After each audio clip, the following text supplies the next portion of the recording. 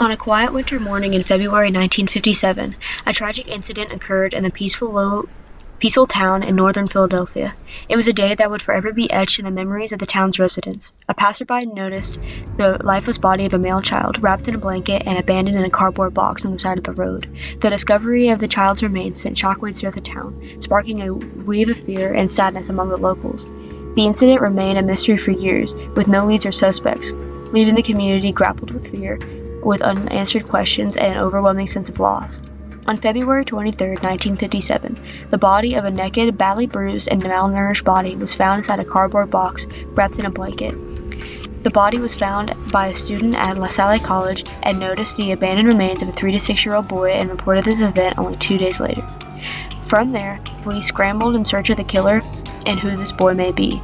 With little to no leads, the police worked with the following clues: fresh trimmings of sandy hair clinging to the boy's body that indicated a rushed haircut post-mortem.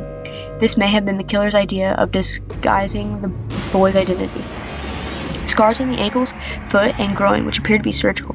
Pruny feet and right hand, giving the suspicion that the boy was in the water at the time of death. Weighed 30 pounds, indicating the boy was severely underweight and malnourished compared to his height. Had a full set of baby teeth with a thick coating of brown sludge in the throat, a sign the boy had thrown up soon before his death. These conclusions were made by Dr. Joseph Spellman and Dr. Wilton Crewman. The box the boy was in, proven to originate from J.C. Penney, originally holding a bassinet, left no lead. The blanket the boy was also in came from a common convenience store, which also left no lead.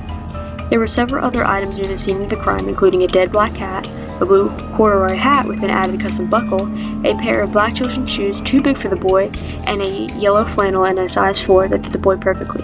However, no leads could come from any of the objects listed.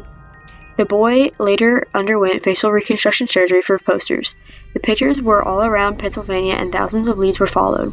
The theories of possible killers soon made their way to the police stations, as citizens were eager to know the truth. These speculations ranged from accusing a local carnival of abduction and murder, an unfortunate Hungarian refugee, a connection to a kidnapping that occurred in 1955, or the result of the boy being raised as a girl. However, of these possible theories, 2 are the most reliable. The first is the Remington Bristow theory. Remington Bristow was an employee of the medical examiner's office during the time of the murder. This gave him access to all the details and clues about the case. His theory was that the murder was tied to a foster home on the other side of the road where the boy was found. This orphanage was run by the Nicoletti family, consisting of one mother, Catherine Nicoletti, a father, Arthur Nicoletti, and Catherine's special needs adult child, Anna Marie Nagel, who was from Catherine's previous marriage. Later, Arthur and Anna Nagel would be married after the passing of Catherine in 1994. Bristow claimed that the boy was a foster child not on the record books due to actually being the illegitimate son of Arthur Nicoletti and Anna Nagel.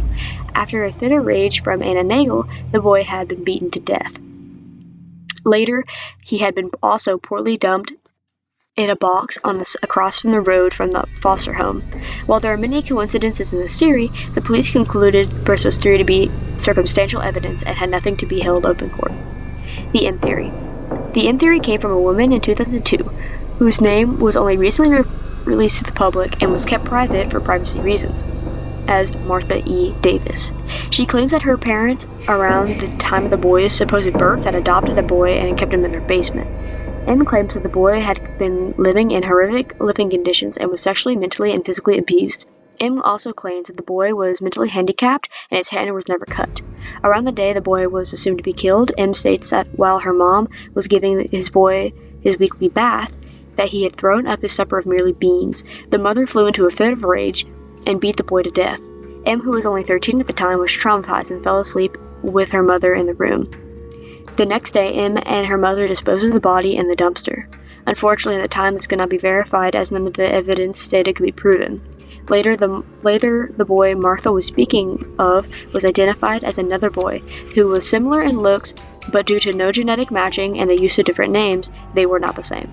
However, at the time, the police did not follow up the story, as they figured Martha had made it up because it had lacked original detail. Personally, I side with the Bristow theory, as this has been the only theory that has not been struck down or proven otherwise.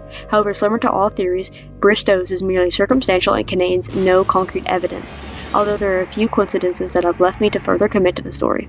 Soon after the murder was committed and word about the boy in the box spread in Philadelphia, the Nicoletti family moved away, sold the house, and got out of the foster care industry entirely. When Bristow was attending an open house tour for the Nicoletti home, he noticed a bassinet similar to the one that would have been held in the box the boy was left in, and a blanket identical to the one that the boy was wrapped in hanging on the clothesline. Later, when the case was reopened in 1980, a detective visited Anna Marie Nagel in a nursing home to snag DNA. However, he was stopped by a man in a suit guarding her. The man claimed no other family members could speak with her and he needed to leave. Unfortunately, this theory seems to be an accurate explanation for the murder of the boy in the box. The police have concluded it as a dead-end lead with no evidence being upheld in court. Today, the case has moved forward, and through modern advances with the use of genetic genealogy, the identity of the boy was finally discovered as Joseph Augustus Zarali. He was a 4-year-old male living from 1953 to 1957. His father, Augustus Zarali, and his mother, Mary Abel, were not married at the time of Joseph's conception, and Augustus most likely never knew about a son. It has been speculated by Mary Abel's relatives that she had put him up for adoption, as she had done the same with her newborn daughter only a few years before. However, this case is still an open investigation, and the police are still on the hunt for clues. Thankfully, Joseph received a proper headstone at Ivy Hill Cemetery, and receiving his dignity he deserves. Thank you so much for watching. On the screen now are photo and information sources, although many sources were displayed on the images during the narration to not disrupt the viewer's experience.